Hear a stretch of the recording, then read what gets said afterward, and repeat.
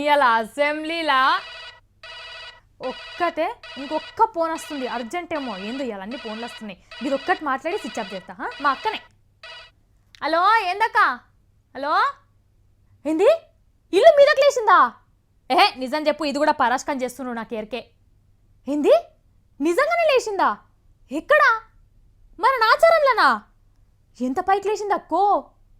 మరి పైకి లేచి గిరగిర తిరుగుతుందా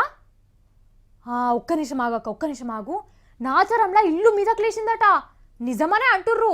ఒక్క పారి నాచరందుకు కెమెరా పెట్టే ఎంత పైకి లేచిందో చూద్దాం ఇండ్ల కింద జాకీలు పెట్టి పైకి లేపడన్నాడన్న చూసిండ్రా మీరు చూడకుంటేగా చూడుండ్రి అమ్మరే కొడక బస్సులు లారీలు పంపుచారైతే జాకీలు పెట్టి పైకి లేపినట్టే జాకీల మీదనే ఇంటిని అమాంతం పైకి లేపి పెట్టిండ్రు ఇట్లా చేసి 3-4 అడుగులు ఎత్తు వేస్తారట ఇది హైదరాబాదు నాశారం మల్లాపూర్లు ఉన్న ఇల్లు ఎందుకు ఇట్లా చేస్తున్నారంటే ఇదివరకెన్నడో 20 ఏళ్ల కింద కట్టిన ఇల్లాయే బయట సీసీ రోడ్ వేసే వరకల్లా నిన్నమొన్న కట్టిన ఇండ్ల కంటే 2 అడుగులు కిందికైందట ఇక వంపుకైంది కాబట్టి వానలు పడ్డప్పుడల్లా నీళ్ళన్నీ ఇంట్లోకి వచ్చి చేరుతున్నాయట ఊలగొట్టి వేరే కడదామా అంటే మస్తు పైకం కావాలన్నాయే పైకెళ్ళి ఇల్లు అలా నాయన కట్టించిందట మరి ఇట్లా చేయాలన్న ఆలోచన ఎట్లా వచ్చిందో ఒక ఇంటి ఓనరే చెప్తున్నాడు ఇందాం లో బడ్జెట్ అయిపోతుంది కొత్తగా కట్టాలంటే మనకు 7-8 లక్షలు కావాల్సి వస్తుంది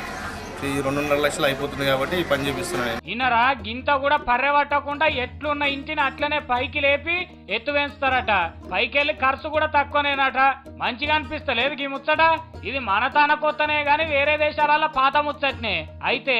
ఇల్లు బందోబస్తుంటేనే ఇట్లా చేయవస్తుందట పర్రెలు పట్టిన ఇండ్లకి ఇట్లా జాకీలు పెట్టి పైకి లేపుడు అయితే కుదరదట కానీ ఇట్లనే ఇంటి కింద చక్రాలు పెట్టి వేరే తానికి కూడా తీసుకుపోయేటట్టు చేయొస్తే ఎంత బాగుండు ఇరికిరుకున్న కాడికెళ్ళి చాలా మంది ఇండ్లను వేరే కుల్లా జాగలకు మార్చుకుంటుండే కావచ్చు కదా